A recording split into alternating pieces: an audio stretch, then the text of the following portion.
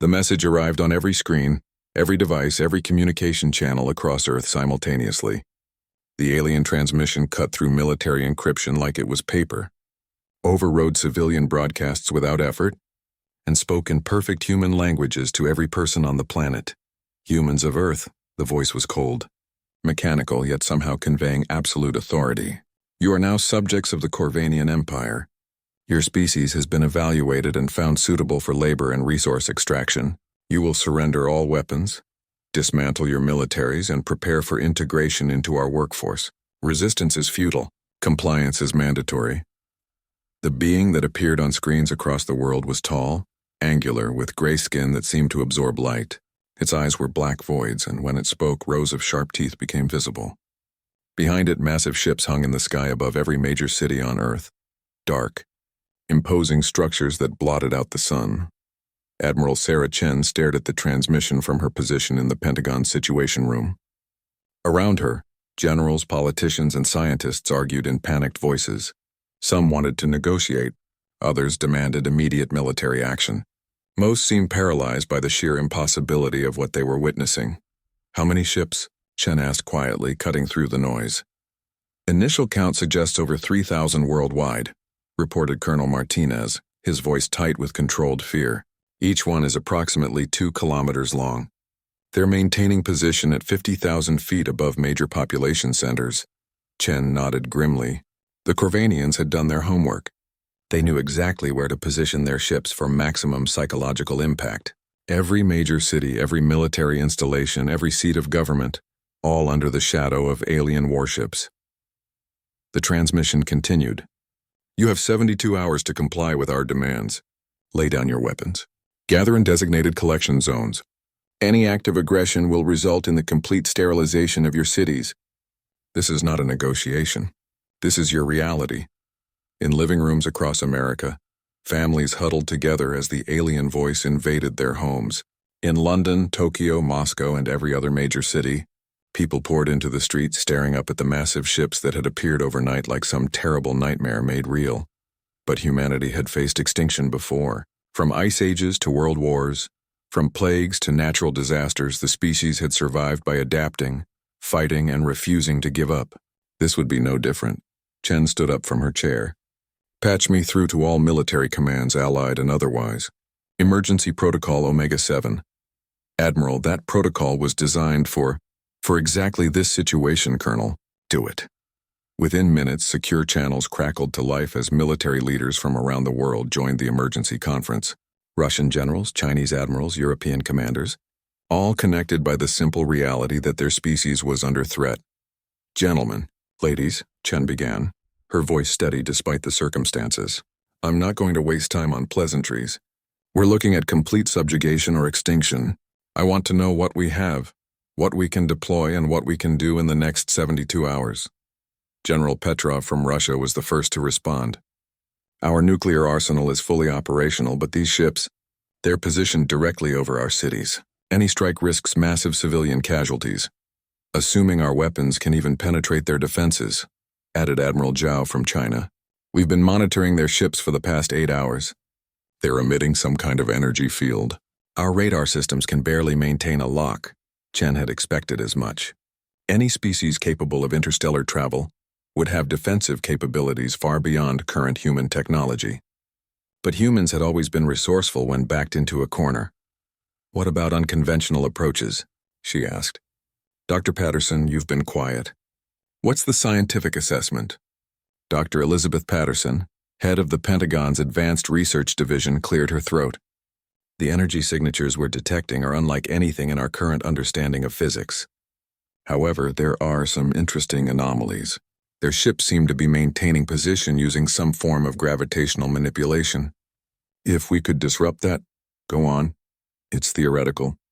But if we could create a sudden massive gravitational anomaly, say, by detonating nuclear devices in a specific pattern around one of their ships, we might be able to destabilize their positioning systems." General Morrison from the Joint Chiefs leaned forward. "You're talking about detonating nuclear weapons in the atmosphere above our own cities." "I'm talking about survival," Patterson replied sharply. "These beings didn't come here to be our friends. They came to enslave us. Every minute we spend debating gives them more time to prepare. Chen felt the weight of command pressing down on her shoulders. In her 30 years of military service, she had never faced a decision of this magnitude. The wrong choice could result in the deaths of millions. But doing nothing would guarantee the enslavement of everyone. How long would you need to set up this gravitational disruption? She asked. 12 hours, maybe less if we coordinate with existing missile systems worldwide. And the civilian population? We'd need to evacuate a 30-kilometer radius around each target ship. That's millions of people per city. The silence stretched for long moments as the reality sank in. Moving millions of people in 12 hours while maintaining operational security would be nearly impossible. But the alternative was worse. Chen made her decision. Dr. Patterson, you have full authorization to begin preparations immediately. All military commands will coordinate evacuation procedures under the cover of enhanced safety drills. We tell no one the real reason until absolutely necessary. Admiral, Colonel Martinez interrupted. We're receiving another transmission. The screens flickered, and once again the Corvanian commander appeared. This time the being seemed amused, if such an emotion was possible for something so alien. Humans, it said, the same cold authority in its voice. We are monitoring your primitive communication networks. We are aware of your military consultations. We are aware of your pathetic plans for resistance. Allow us to demonstrate the futility of your position. Without warning, one of the alien ships moved. It descended slowly over the city of Denver, Colorado, its massive bulk casting an even deeper shadow over the metropolitan area. Then a beam of brilliant blue light shot from the ship's underside. The beam lasted only 3 seconds. When it ended, a perfect circle had been carved out of the Colorado landscape. Everything within a 5-kilometer radius simply disappeared. Buildings, roads, people, all vaporized as if they had never existed. 68 hours remain, the Corvanian said. Comply, or every city on your world will share Denver's fate. Chen stared at the satellite feed showing the perfectly circular crater where part of Denver had been. The casualty reports were already coming in. Over 50,000 people dead in 3 seconds.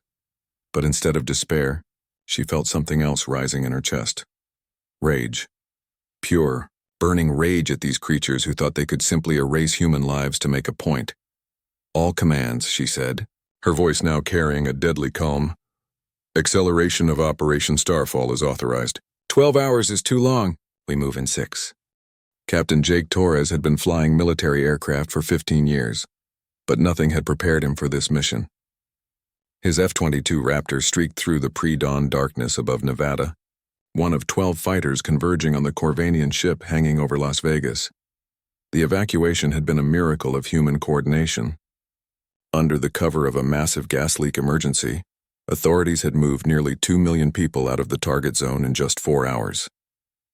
The official story was that underground pipelines were at risk of catastrophic failure, requiring immediate evacuation while repair crews worked to prevent disaster.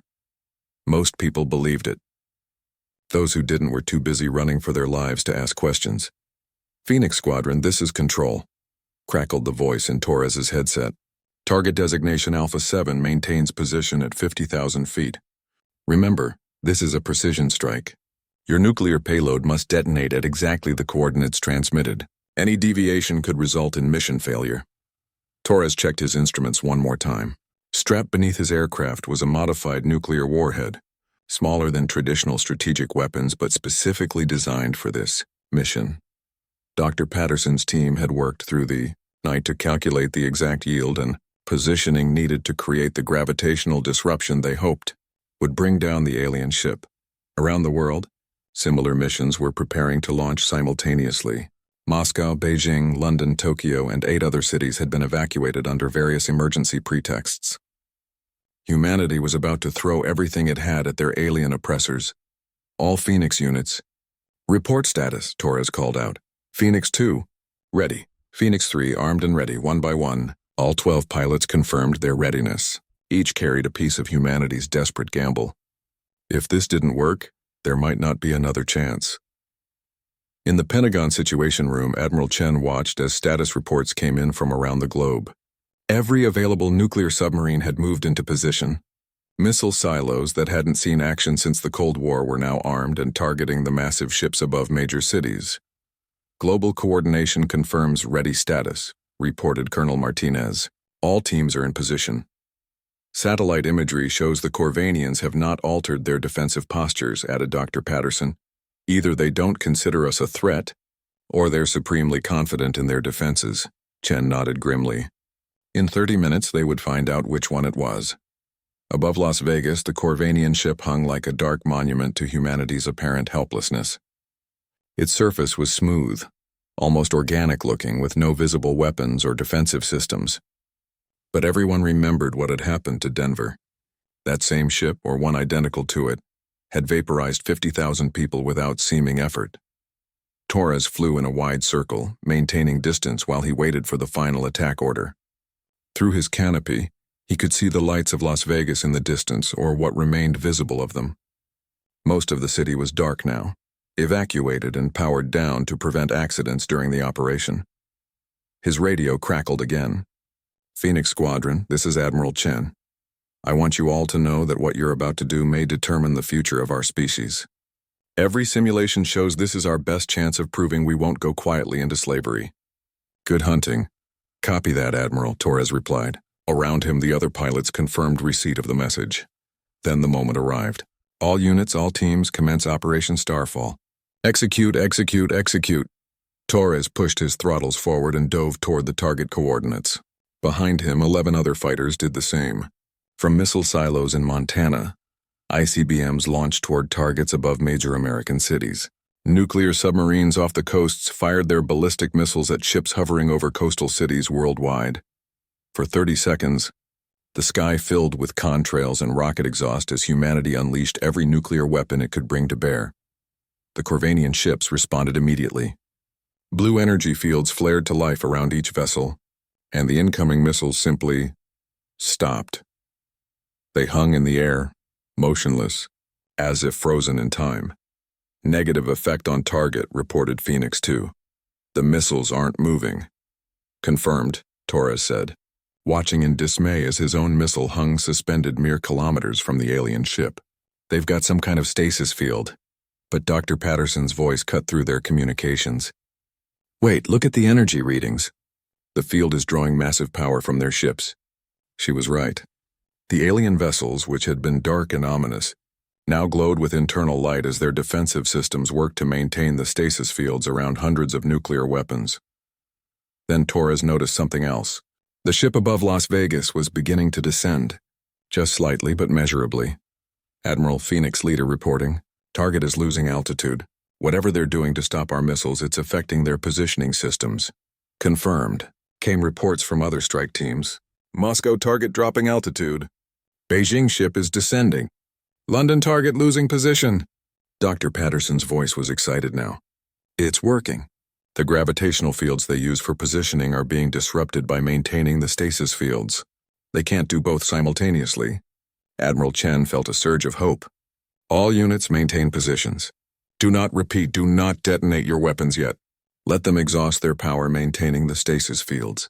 For 2 hours, hundreds of nuclear weapons hung motionless in the sky above major cities, while alien ships slowly descended, their crews apparently struggling to maintain both defense and positioning simultaneously. Then the Corvanian commander appeared on screens worldwide again. This time the alien's composure seemed slightly shaken. "Humans," it said, "your weapons cannot harm us. Cease this futile display immediately, or we will begin the systematic destruction of your population centers." Admiral Chen stood up in the Situation Room. "Get me a global broadcast capability. All networks, all channels." When the technicians nodded, Chen stepped forward. "This is Admiral Sarah Chen of the United Earth Defense Forces, speaking to the Corvanian commander. You came to our world demanding our surrender. You demonstrated your weapons on innocent civilians. You expected us to cower and submit." She paused, looking directly into the camera. "You were wrong." "Admiral," Colonel Martinez whispered urgently, "the ships are beginning to move. They're trying to target our population centers." Chen smiled coldly. "Dr. Patterson, are our calculations confirmed?" "Confirmed, Admiral. They can't maintain stasis fields and fire their primary weapons simultaneously. The power requirements are incompatible. Then let's give them a choice they won't like. All strike teams prepare for simultaneous detonation. On my mark. The Corvanian commander's image flickered back on screen. You would detonate nuclear weapons above your own cities? You would kill millions of your own people. We evacuated our cities, Chen replied calmly. Something you failed to do in Denver. But here's what's going to happen. You're going to release our missiles and withdraw from Earth's atmosphere immediately. If you don't, we detonate everything simultaneously. Your ships lose their stasis fields, lose their positioning, and crash into our planet. You die, we die, but at least we die free. The alien was silent for long moments. Finally, it spoke. You would commit suicide rather than serve? We would fight rather than kneel, Chen replied. You have 10 minutes to decide. Torres watched his instruments as the tension stretched out. Around him, his fellow pilots maintained their positions, ready to die if necessary to prove that humanity would not go quietly into slavery. The next few minutes would determine whether the human race would survive as a free species or cease to exist entirely. The 10 minutes felt like hours. Captain Torres circled above Las Vegas, his instruments showing the Corvanian ship still descending slowly as it maintained the stasis field around his nuclear missile. Across the world, similar scenes played out as humanity held its breath. In the Pentagon Situation Room, Admiral Chen watched the countdown timer reach its final minute. Every screen showed the same thing. Alien ships struggling to maintain their position while keeping hundreds of nuclear weapons suspended in time. 30 seconds. Admiral, Colonel Martinez announced. Chen's finger hovered over the detonation control.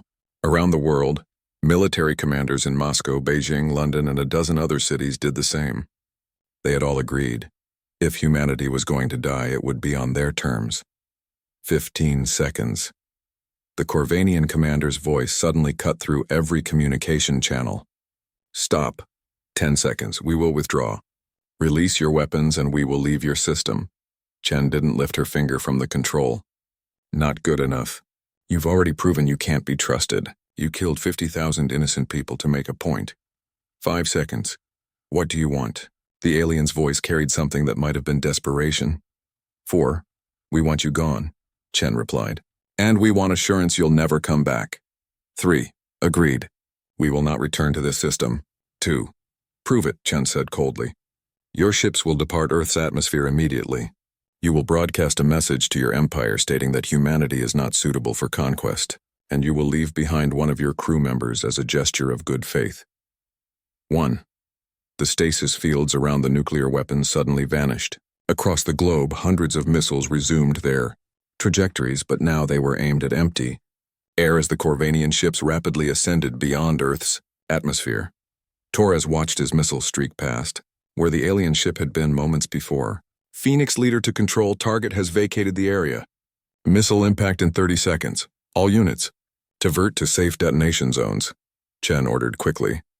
The nuclear weapons that had been intended to bring down alien ships instead exploded harmlessly in the upper atmosphere, creating brilliant flashes of light visible from the ground. To the evacuated civilians still fleeing major cities, it looked like the most spectacular fireworks display in human history. But the victory felt hollow. The aliens were leaving, but at what cost? 50,000 people were dead in Denver, and humanity had learned they weren't alone in the universe, and weren't particularly welcome in it. 3 hours later, as the last Corvanian ship disappeared from Earth's sensors, a small craft detached from the departing fleet and descended toward the Nevada desert. It landed near Area 51, under heavy military guard. Admiral Chen stood beside Dr. Patterson and Colonel Martinez as a figure emerged from the craft. It was smaller than the commander they had seen on screens, with lighter gray skin and what might have been younger features, if such terms applied to aliens. I am Sub-Commander Zeth of the Corvanian Expeditionary Force, it said in accented but understandable English. I have been ordered to remain as guarantee of our withdrawal. You mean hostage, Chen said bluntly. The alien nodded slowly. Yes, though I volunteered for this assignment. Why? Zeth looked up at the sky where the last of the Corvanian ships had vanished. Because what your species did today was unexpected. In 3,000 years of expansion, no species has ever forced our fleet to withdraw through threat of mutual destruction. Most surrender immediately when they see our weapons demonstrated. Others fight conventional battles they cannot win, Dr. Patterson stepped forward. But we threatened to kill ourselves rather than submit. Yes, Zeth said, something like admiration in its voice. It was irrational, illogical, and completely effective. My superiors are still trying to understand how a species barely capable of interstellar communication could force an Imperial fleet to retreat. We're stubborn, Chen said simply. It's kept us alive for millennia. Over the following days, as evacuated populations returned to their cities and the world tried to process what had happened, Zeth proved to be an unexpected source of information. The alien was cooperative, even helpful, sharing technical knowledge that could advance human technology by centuries. But the real value wasn't in the technology, it was in the intelligence. Your empire, Dr. Patterson asked during one of their many conversations, how many species has it conquered? Approximately 2,400, Zeth replied. Most integrate peacefully into our workforce. Those that resist are pacified. Enslaved, you mean? Yes. And how many have successfully resisted? Zeth was quiet for a long moment. None. Until now. This revelation sparked urgent discussions in government circles worldwide. Humanity had stumbled onto something significant. In a galaxy where thousands of species had been conquered and enslaved, they had found a way to make themselves too dangerous to conquer. But it also raised troubling questions. What would the Corvanian Empire do in response? Would they return with a larger fleet? Would they share intelligence about humanity with other hostile species? The answers came sooner than expected. 2 weeks after the Corvanian withdrawal, Earth's deep space monitoring stations detected something unprecedented. Ships were approaching the solar system, but they weren't Corvanian. The first vessel to make contact was sleek and silver, clearly of non-human origin, but somehow less threatening than the dark Corvanian ships. Its crew transmitted in broken English supplemented by mathematical concepts and star charts. We are Zephyrian Republic, came the translated message. We hear humans force Corvanian retreat. Impossible thing. We come, learn. Within days more ships arrived. The Centauran Alliance, the Free Worlds Coalition, the Resistance Network, all of them carried refugees from Corvanian conquest, species who had been enslaved for generations and had given up hope of freedom. Zeth watched the growing fleet of alien vessels in Earth's orbit with something approaching amazement. They're coming here because of what you did, the Corvanian explained to Admiral Chen. Word has spread throughout the galaxy that a young species successfully defied the Empire.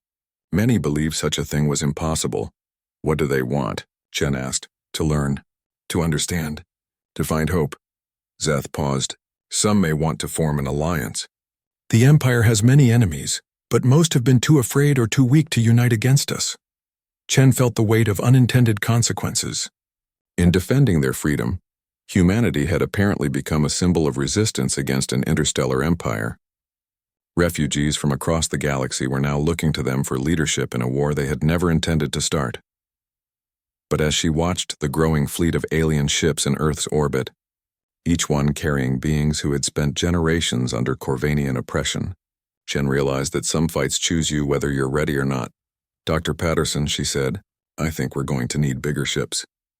6 months after the Corvanian withdrawal, Earth's orbital space had transformed into something resembling a refugee camp for entire civilizations. Over 300 alien vessels now crowded the space around Luna, each carrying survivors of Corvanian conquest who had somehow escaped or been freed by the chaos following humanity's successful resistance. Admiral Chen stood on the bridge of the newly constructed space station Unity, humanity's first serious attempt at building a permanent orbital facility. Through the massive viewing ports, she could see ships from dozens of different species, some sleek and organic-looking, others angular and crystalline, all united by their shared experience of Corvanian oppression.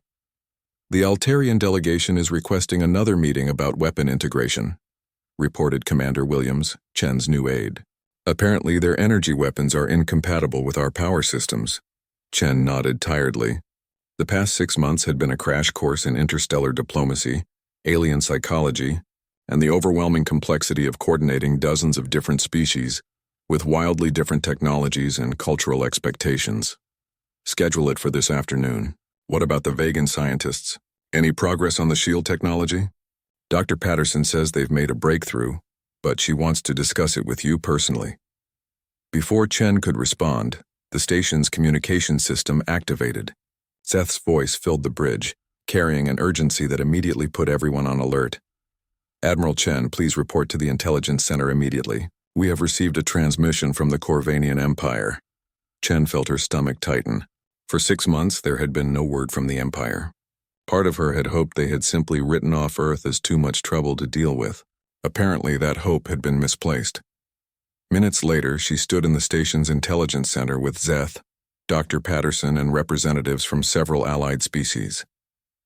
The Zephyrian ambassador, KL-9, was present via hologram from their ship, while the Centauran General Thexmore attended in person, his four-armed, insectoid form towering over the humans. "Show me the transmission," Chen ordered. The main screen flickered and a familiar figure appeared, but it wasn't the Corvanian commander who had demanded humanity's surrender months ago. This was a different alien, larger and more heavily armored, with scars across its gray skin that spoke of extensive combat experience. "I am War Commander Vexkoth of the Imperial Fourth Fleet," the being announced. "The Empire has monitored the situation in this system with growing concern. The humans have violated interstellar law by harboring fugitives from Imperial justice. The various rebel species gathered here are considered property of the Empire." The alien paused, its black eyes seeming to stare directly through the screen. "You have 72 hours to surrender all non-human vessels and their crews to Imperial authority. Failure to comply will result in the complete sterilization of this system. Unlike our previous interaction, there will be no opportunity for negotiation." The transmission ended, leaving the intelligence center in tense silence. "How many ships are we looking at?" Chen asked quietly. Zeth's response was barely above a whisper. "Initial sensor readings suggest over 10,000 vessels. The Fourth Fleet is one of the Empire's primary battle groups. They're not coming to negotiate or demonstrate. They're coming to destroy everything in this system." General Thexmore clicked his mandibles in agitation. "My people have faced the Fourth Fleet before. They destroyed our homeworld and enslaved our entire species in less than a day. This is not something that can be fought with nuclear weapons and clever tactics." Dr. Patterson looked up from her tablet. "Actually, it might be. The breakthrough I mentioned earlier. The Vegan shield technology combined with our gravitational disruption principles. We might be able to create something unprecedented." "Explain," Chen ordered. "The Vegas have been working with gravitational manipulation for centuries, but only for defensive purposes. When we showed them how we used gravitational disruption to destabilize Corvanian ships, they realized the potential for weaponizing their technology." She brought up a holographic display showing complex mathematical equations. "Imagine a weapon that doesn't just disrupt a ship's positioning systems, but actually tears apart the fabric of space-time around the target. We could create localized gravitational anomalies that would crush dozens of ships simultaneously." Ambassador KL-9's hologram flickered as the Zephyrian spoke. "Our people have legends of such weapons. The ancients supposedly used them in the Great Wars before the Empire's rise, but the technology was lost, deemed too dangerous for any species to wield." "Well, we're about to find out if it's too dangerous for us," Chen said grimly. "How long do you need to build a prototype?" "With full cooperation from all allied species? 48 hours, maybe less." "Do it, Commander Williams. I want every ship in our fleet to begin evacuation procedures. Non-combat personnel and civilians are to be moved to the far side of the moon. If this goes badly, at least some of our people might survive." Over the next 2 days, Earth's orbital space became a hive of unprecedented activity. Human engineers worked alongside Zephyrian scientists, Centauran technicians, and vegan physicists to construct something that had never been attempted before, a weapon capable of manipulating the fundamental forces of the universe. Itself, the device that emerged, was unlike anything in any species' arsenal. It resembled a massive crystalline structure, roughly the size of a city block, composed of materials from a dozen different worlds. At its heart was a fusion of human nuclear technology, vegan gravitational manipulation, and Zephyrian energy focusing systems. Dr. Patterson stood beside Admiral Chen as they watched the final calibration tests. "The theoretical power output is significant," she said carefully. "If our calculations are correct, this single weapon could destroy thousands of ships simultaneously. And if your calculations are wrong," Patterson's expression was grim, It could create a black hole and destroy this entire solar system. Chen felt the familiar weight of impossible decisions. Risk everything on untested technology, or watch as 10,000 enemy ships systematically destroyed every free being in the system.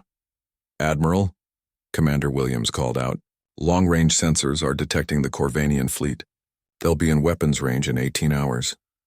Chen looked around at the mixed group of humans and aliens who had become humanity's unlikely allies. 6 months ago, Earth had been alone in the universe. Now they stood at the center of what might be the largest alliance of free species ever assembled. "All ships, all crews," she announced over the communication system. "This is Admiral Chen.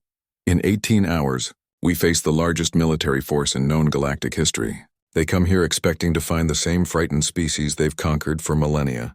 Instead, they're going to find something new."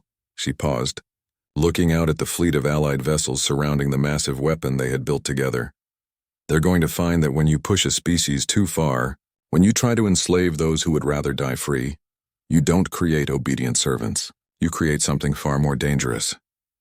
Through the viewing port, she could see the weapon powering up, its crystalline structure beginning to glow with barely contained energy. You create rebels, and rebels, ladies and gentlemen, have a tendency to burn down empires. The Corvanian Fourth Fleet emerged from hyperspace like a plague of locusts descending on a field. 10,000 ships of various sizes filled the void beyond Neptune's orbit, their dark hulls absorbing starlight and creating a shadow against the cosmos itself. Admiral Chen watched from Unity Station's command center as the massive fleet arranged itself in perfect formation. Unlike the scattered, desperate alliance of refugee ships clustered around Earth, the Corvanian force moved with the precision of a military machine that had conquered thousands of worlds. "Fleet composition analysis complete," reported Lieutenant Kim from the sensor station. "We're looking at 2,000 heavy cruisers, 5,000 medium frigates, and 3,000 smaller attack craft. Each heavy cruiser is capable of destroying a planet's surface. The flagship is, Admiral, it's 15 kilometers long." Chen felt her mouth go dry. The largest ship in humanity's hastily assembled fleet was barely 2 kilometers in length, and most of their allied vessels were even smaller. They were facing a force designed to conquer entire star systems. "Status on the gravitational weapon?" she asked. Dr. Patterson looked up from her control station, where alien symbols mixed with human displays in a chaotic but somehow functional interface. "The device is fully charged and operational. However, I need to stress that this is completely untested technology. We're combining principles from 3 different species in ways that have never been attempted." War Commander Vexkoth's image appeared on screens throughout the Allied fleet. The scarred Corvanian looked even more intimidating than in his previous transmission, his armor gleaming with what appeared to be combat trophies from dozens of conquered worlds. "Humans of Earth and rebel scum who hide behind them," he began, his voice carrying the absolute authority of someone accustomed to unquestioned obedience. "Your time of defiance ends now. You face the Fourth Fleet, conquerors of the Andromedans, destroyers of the crystal worlds, pacifiers of the Outer Rim. No species has ever withstood our assault." Behind him, the display showed images of devastated worlds, cities reduced to smoking craters, populations herded into containment facilities, entire ecosystems stripped bare for resources. "We offer one final opportunity for mercy," Vexkoth continued. "Surrender immediately and your deaths will be swift. Continue to resist and we will ensure your species suffers for 1,000 generations before extinction." Admiral Chen stood up slowly, her uniform bearing the newly created insignia of the Free Species Alliance, a symbol that combined elements from dozens of different cultures into something that represented hope for the oppressed everywhere.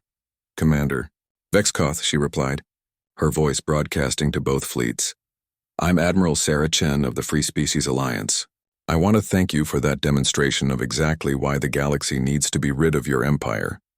She gestured toward the images of destroyed worlds still visible on the screens. "For 3,000 years you've terrorized innocent species, enslaved entire populations, and convinced yourselves that might makes right. Today that ends." Vexkoth's scarred face showed something that might have been amusement. Brave words from someone commanding a handful of refugee ships. "Your combined fleet numbers barely 400 vessels. You are outnumbered 25 to 1. "Numbers don't always tell the whole story," Chen replied calmly. You see, Commander, there's something your empire never learned in all those millennia of conquest. When you push someone far enough, when you leave them with nothing to lose, they stop calculating odds. She paused, her finger hovering over the firing control for the gravitational weapon. They start calculating damage. The Corvanian commander's expression changed, perhaps recognizing something in Chen's tone that he had heard before from species facing extinction. "You will surrender now, or—" "Dr. Patterson," Chen interrupted. "Fire." The gravitational weapon activated with a sound that seemed to bypass the ears and vibrate directly through the bones of everyone on Unity Station. Space itself seemed to ripple around the massive crystalline device as it unleashed forces that bent the very fabric of reality. The effect on the Corvanian fleet was immediate and catastrophic. A sphere of distorted spacetime expanded outward from the weapon at near light speed, and when it reached the enemy formation, physics itself became a weapon. Ships that had survived the destruction of entire civilizations simply collapsed in on themselves as their local gravity increased 10,000-fold. The massive flagship, 15 kilometers of Imperial engineering and firepower, crumpled like paper as its own mass was turned against it. Smaller vessels were pulled apart by tidal forces that should have been impossible to generate artificially. In less than 30 seconds, over 3,000 Corvanian ships ceased to exist. "Holy," Commander Williams whispered, staring at the sensor readings that showed empty space where a third of the enemy fleet had been moments before. But the celebration was short-lived. The surviving 7,000 ships responded with a fury that spoke of genuine shock and fear. Energy beams lanced across space, targeting Unity Station and every Allied vessel they could acquire locks on. "Evasive maneuvers," Chen ordered. "All ships, scatter formation. Don't give them clustered targets." The Allied fleet, despite being composed of dozens of different species with incompatible command structures, moved with surprising coordination. Months of joint training and the shared experience of oppression had created bonds that transcended language barriers and cultural differences, but they were still vastly outnumbered, and the Corvanian weapons were devastating. The Centauran cruiser Vengeance took a direct hit and exploded in a ball of superheated plasma. The Zephyrian frigate Hope's Light lost its entire port side to an energy beam that cut through its hull like a lightsaber through paper. "Gravitational weapon status?" Chen called out over the sound of alarms and damage reports. "Recharging," Dr. Patterson shouted back. "The power requirements are enormous. We need at least 10 minutes before we can fire again." 10 minutes. Chen watched as another Allied ship died in a flash of light. At the current rate of casualties, they wouldn't have 10 minutes. Then Zeth's voice cut through the chaos. "Admiral, I'm detecting massive hyperspace signatures. Multiple fleets incoming." "Corvanian reinforcements?" Chen asked, her heart sinking. "Negative. The signatures are—" "Admiral, these are rebel fleets, ships from across the galaxy." The space around Neptune suddenly filled with new arrivals, as ship after ship dropped out of hyperspace. But these weren't Corvanian vessels. They were mixed fleets of liberated species, refugee groups and independent colonies that had somehow heard about humanity's stand against the Empire. "This is Fleet Admiral Kextal of the Liberated." Worlds came a transmission from a massive ship that resembled a living creature more than a mechanical construct. "We received your call for freedom and came as quickly as possible." "This is Commander Yeth Noel of the Free Andromedan Fleet," announced another voice. "The Empire destroyed our homeworld, but they did not destroy our spirit. We stand with the Alliance," more voices joined in. Dozens of them, representing species from across the galaxy, who had somehow escaped Corvanian control or broken free during the chaos following humanity's first successful resistance. The odds had suddenly shifted from 25 to 1 against to roughly even numbers. But more importantly, Chen realized, something unprecedented was happening. For the first time in galactic history, the oppressed species were uniting instead of fighting alone. War Commander Vex Koth's image appeared on screens again, but now his scarred face showed genuine concern. "Impossible," he muttered. The rebel fleets were scattered across the galaxy. "How did they coordinate?" Chen smiled grimly. "You want to know the secret, Commander? It's something your empire never understood. When you spend 3,000 years making enemies, eventually they stop fighting each other and start fighting you." The battle resumed with renewed intensity, but now the dynamics had completely changed. The Corvanian Fourth Fleet, accustomed to overwhelming isolated planets and scattered resistance groups, found itself facing a coordinated assault from dozens of species working together. Zephyrian energy weapons carved through Corvanian shields, while Centauran heavy artillery pounded their capital ships. Andromedan fighters, small and incredibly maneuverable, swarmed the enemy like angry insects, targeting weapon systems and engines. Human ships, still the smallest and most lightly armed in the fleet, used their superior agility to coordinate attacks and relay communications between species that couldn't understand each other directly. Gravitational weapon charged and ready. Dr. Patterson announced. Target the flagship cluster, Chen ordered. Let's see how the Fourth Fleet likes losing their command structure. The second gravitational pulse eliminated another 2,000 enemy ships, including Vexkoth's massive flagship. The remaining Corvanian forces, suddenly leaderless and facing odds they had never encountered before, began to break formation. Some attempted to retreat, only to find their escape routes blocked by arriving rebel reinforcements. Others tried to surrender, broadcasting desperate pleas for mercy to species they had spent millennia oppressing. 1 year after the Battle of Sol, the Free Species Alliance had grown from a desperate collection of refugee ships into something that defied every precedent in galactic history. What had begun as humanity's stubborn refusal to kneel had become a revolution spanning hundreds of star systems. Admiral Chen stood in the observation deck of the newly constructed Alliance command station, watching as construction crews from 24 different species worked together to build the largest artificial structure ever created. The station was a marvel of cooperative engineering, Vegan gravitational technology supporting massive Centauran armor plating, while Zephyrian energy conduits powered systems designed by human ingenuity and alien innovation working in harmony. The latest intelligence reports, Admiral, Commander Williams said, approaching with a tablet containing information that would have been unthinkable just months earlier. Chen reviewed the data with growing amazement. 17 Corvanian sectors have declared independence? How is that possible? Apparently, word of our victory has spread faster than the Empire can contain it, Williams replied. According to our Andromedan intelligence network, entire star systems are refusing to pay tribute. Some are forming their own defense fleets using captured Imperial technology. Dr. Patterson joined them, her appearance noticeably changed by months of working with alien technologies. Neural interfaces adapted from Zephyrian biotechnology allowed her to process data at superhuman speeds, while genetic modifications borrowed from vegan physiology let her survive in environments that would kill unmodified humans. The really interesting development, she said, is what we're seeing in the Imperial core worlds. For the first time in 3 millennia, Corvanian citizens are questioning their government's policies. There have been demonstrations on 7 major Imperial worlds. Chen shook her head in disbelief. When she had made the decision to threaten mutual destruction rather than surrender, she had been thinking about Earth's freedom. She had never imagined it would spark a galaxy-wide uprising. Admiral, came Zeth's voice over the communication system, we're receiving a priority transmission from the Corvanian Empire. It's marked with the highest diplomatic codes. Put it through.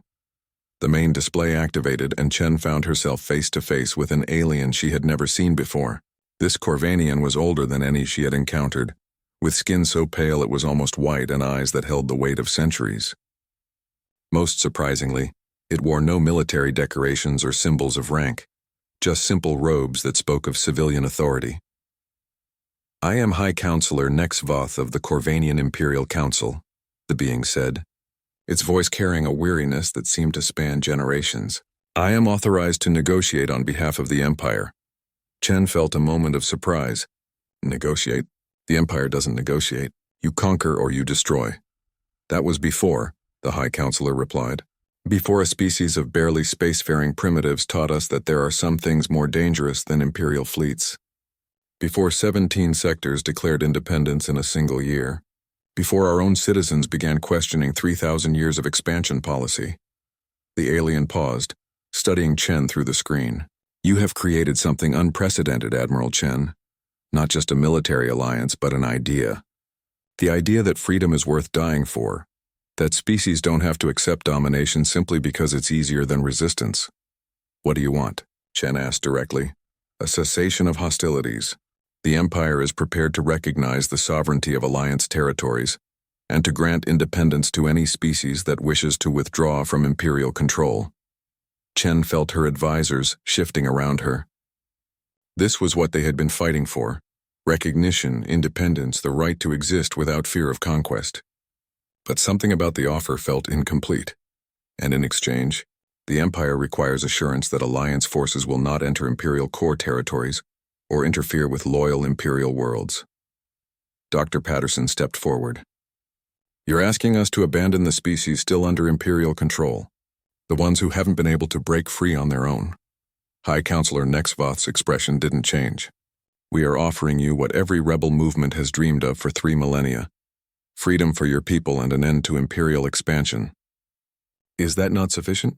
Chen was quiet for long moments, thinking about the thousands of species still under Corvanian rule, the millions of beings who would remain enslaved if the Alliance accepted this offer. Then she thought about humanity's history, how they had never been satisfied with partial freedom, how their greatest leaders had always insisted that freedom was meaningless unless it was universal. "It's not sufficient," she said finally, "because we're not just fighting for ourselves anymore. We're fighting for every species that's been told to kneel, every civilization that's been enslaved, every being that's been told their freedom doesn't matter." The High Counselor's pale features showed something that might have been resignation. "Then you choose continued war over peace?" "We choose complete freedom over comfortable slavery," Chen replied. "Your empire has had 3,000 years to prove it can coexist peacefully with free species. Instead, you've conquered, enslaved, and destroyed everything you've encountered. Why should we believe you'll honor any agreement?" "Because," Nexvoth said quietly, "for the first time in Imperial history we have something to lose. Your rebellion hasn't just cost us ships and territory. It's cost us the certainty that we're unstoppable. That uncertainty is spreading to our own people, questioning why we need to conquer others to be secure." Chen studied the alien's face, looking for signs of deception. "What are you really offering?" "A gradual transition. Imperial territories would be granted increasing autonomy over a period of decades. Species that wish independence would be allowed to leave peacefully. The Empire would commit to no new conquests and would reduce military forces to defensive levels only." It was a better offer than Chen had expected, but she knew it wasn't enough. History had shown that gradual transitions often meant delayed oppression, and promises from empires were worth exactly as much as their willingness to enforce them. "Counter-proposal," she said. "Complete dissolution of the Empire within 5 years. All conquered species granted immediate independence. Full reparations for damages caused by 3 millennia of Imperial expansion, and most importantly, establishment of a galactic council with representation from all free species to ensure this never happens again." High Counselor Nexvoth was silent for several minutes. Finally he spoke. "That would mean the end of everything we have built."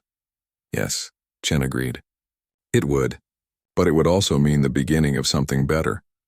The transmission ended without a response, leaving Chen and her advisors alone with the weight of their decision. They had just refused peace in favor of continuing a war against the most powerful military force in galactic history.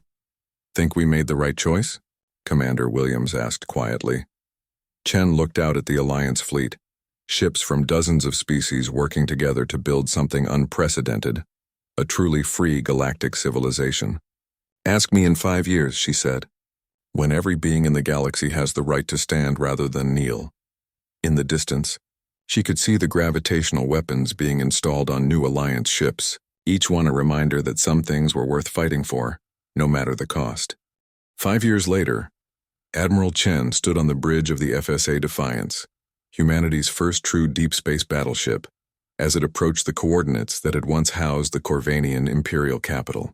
The massive ship, built with technology from dozens of allied species, represented everything the Alliance had become, a fusion of the best ideas from civilizations that had learned to work together instead of conquering each other.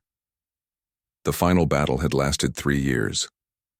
Not a single massive engagement, but a grinding campaign across hundreds of star systems as Alliance forces liberated world after world from Imperial control. The Corvanian military, once considered invincible, had crumbled not through superior firepower, but through the simple fact that most of their subject species had joined the rebellion rather than fight for their oppressors. Final casualty reports. Admiral, Commander Williams said, now bearing the insignia of the Alliance Fleet Command. His voice carried the weight of years spent coordinating the largest military campaign in galactic history. Chen reviewed the numbers with mixed emotions. 43 million military casualties across all species. Civilian deaths kept to under 2 million thanks to the surrender protocols. It was a staggering number of lives lost, but Chen knew it could have been far worse. The Alliance had learned early that showing mercy to surrendering Imperial forces encouraged more surrenders, while the Empire's own brutal reputation had turned most of their subject species against them. And the good news? She asked. Williams smiled, the first genuine smile she had seen from him in months. Over 2,000 species have been liberated. 800 formerly Imperial worlds have joined the Alliance. The remaining Corvanian military forces have agreed to complete disarmament under Alliance supervision. Dr. Patterson, now bearing cybernetic enhancements that made her look more alien than human, approached with a tablet displaying the agreement that would reshape galactic civilization. The Galactic Council Charter has been ratified by 97% of participating species. We officially have a government that represents free beings rather than conquered subjects. Chen looked out at the space around them, where the massive Imperial capital had once orbited a dying star. The Corvanians had fled their homeworld during the final campaign, but not before dismantling the vast complex that had served as the center of their empire for 3 millennia. In its place, construction had already begun on something unprecedented, a new kind of capital for a new kind of government. The Galactic Council Station was being built by volunteer crews from every Alliance species, with no single civilization dominating the design. It would be a symbol of cooperation rather than conquest, consensus rather than domination. Incoming transmission from the Corvanian delegation, reported Lieutenant Kim, now bearing scars from the Battle of Vega 7, where she had single-handedly saved a Centauran colony ship from Imperial raiders. The main screen activated, showing High Counselor Nex Voth. The old alien looked even more aged than during their last communication, but there was something in his eyes that might have been relief. Admiral Chen, he said formally, I am authorized to present the final surrender of all remaining Imperial forces. The Corvanian military will stand down immediately and submit to Alliance oversight. Our species requests admission to the Galactic Council as equals rather than conquerors. Chen studied the alien who had once represented the most powerful empire in galactic history. And the other Imperial species? The ones who actually ran the day-to-day operations of conquest? They have submitted similar requests. Most are eager to distance themselves from the Empire's policies. It seems that many only participated out of fear, rather than conviction. What about reparations? Nex Voth's expression grew somber. Our remaining resources have been calculated, and will be distributed among victim species according to the protocols established by the Council. It will take generations to repair all the damage we caused, but we are committed to the process. Chen felt a moment of something that might have been satisfaction, but it was tempered by the knowledge of how much had been lost to bring them to this point. There's one more thing. The memorial. Yes. The Imperial archives have been turned over to Alliance historians. Every species conquered, every world destroyed, every life lost, all of it will be documented and remembered. We will not allow ourselves or anyone else to forget the cost of empire. It was more than Chen had dared hope for when this all began. Not just victory, but acknowledgement. Not just freedom, but justice. The transmission ended, and Chen found herself alone on the bridge as her crew attended to the countless details of managing a galactic transition. Through the main view screen, she could see ships from hundreds of different species working together to build something that had never existed before, a truly free galactic civilization. Her communication console chimed, and she saw it was a personal message from Earth. Her successor as Planetary Defense Coordinator was reporting that the latest refugee ships had been successfully integrated into human society. Earth had become a haven for beings whose homeworlds had been destroyed by the Empire, and humanity had embraced its role as protectors of the displaced. But what struck her most was the message's final line. The children born here don't understand why anyone would think species should kneel to each other. They think cooperation is normal. Chen smiled at that.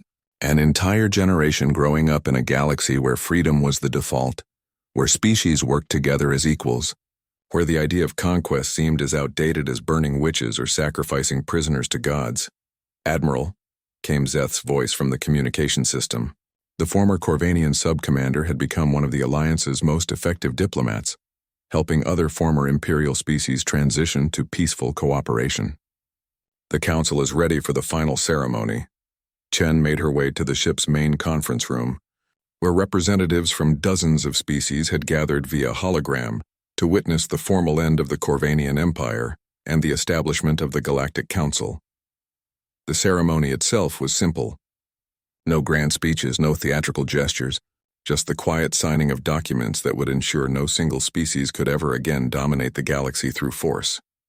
When it was done, Chen found herself thinking back to that day 5 years ago, when alien ships had darkened Earth's skies and demanded humanity's surrender. She thought about the choice she had made, to threaten mutual destruction rather than accept slavery. At the time, it had seemed like a desperate gamble.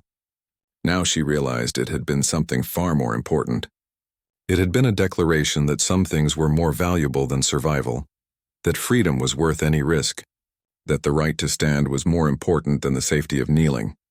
"Admiral," Commander Williams said, approaching with a message tablet, "we're receiving requests from exploration fleets. Apparently, there are entire regions of the galaxy that were too dangerous for the Empire to conquer. They want Alliance escorts to make contact with whatever's out there."